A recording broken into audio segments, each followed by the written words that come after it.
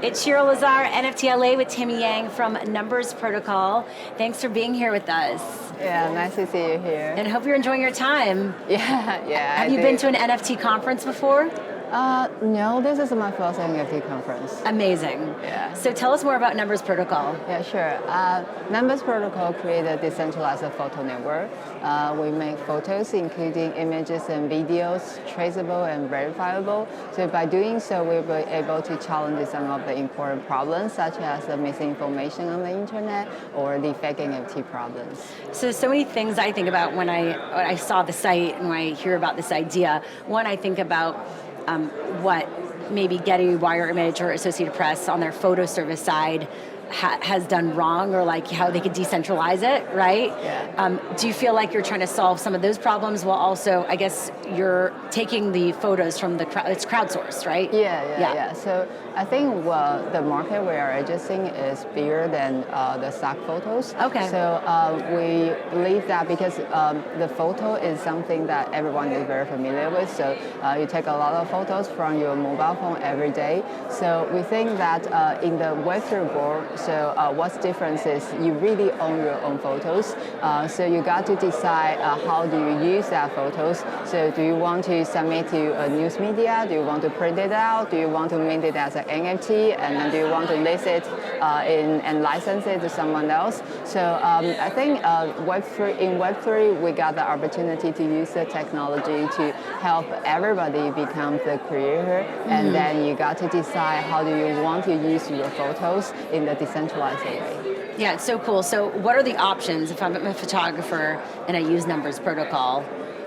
So there are several ways they can work with us. So the first one is we have an app available on Android and iOS, so they can download. So all the photos taken from that app is native Web3 photos. So it has a timestamp and creation, the creator, creation, location. All this information is online, so that is traceable and verifiable. So they can use the app and then very easily to create the Web3 photos and then mint the NFT for that. So that's one way.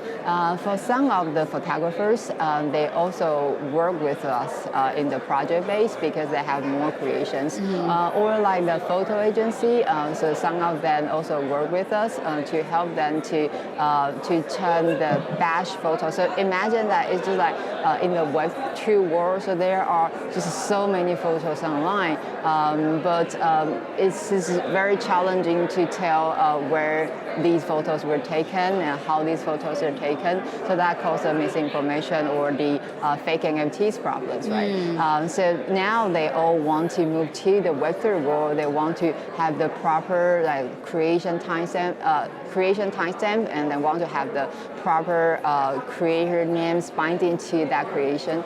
So that's how they can work with us, and we will help them to upload the photos in the batch way, so it's more efficient than taking the photos from the app. Do you think 2022 is the year of the NFT photograph?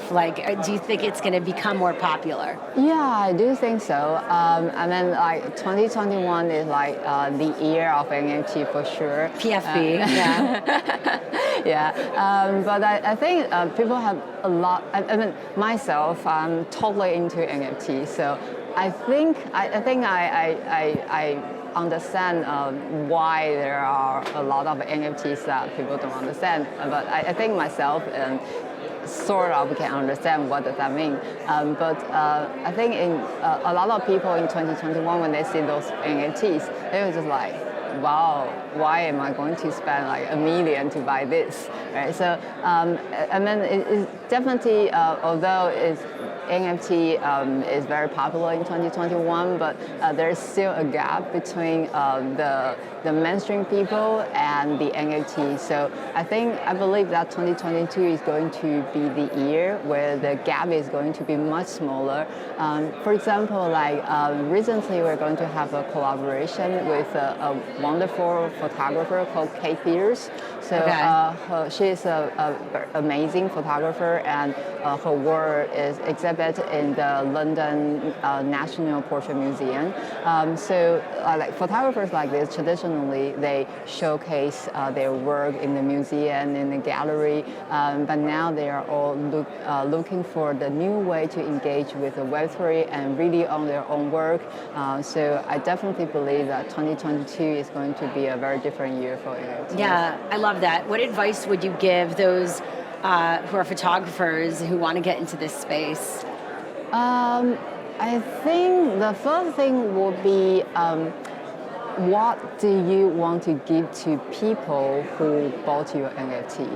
So, for example, like the very common question we are asked is, so what kind of rights do photographers still retain after they sell their NFT? Yeah. So I think I will interpret that questions into a different direction. So what's the right do people really get after buying your NFT? Because the NFT is supposed to be transparent, open, and it's a permanent connection between the buyer and the creator.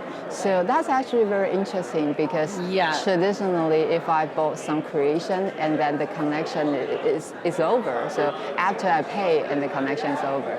But now because of NFT, so you are allowed to create a permanent connection. So I think what kind of connection you want to build with the buyer, what do you want to give it to them? So that kind of message will be very important. And also not to be maybe overwhelmed by all the PFP generative art out there, that there's still room for the one-of-ones and the photographers and those types of artists. Yes, I definitely believe that. Okay, so you can sell, you could buy, you could license, and all that photography on Numbers Protocol. Go check it out. Yeah. Really great stuff. Yeah.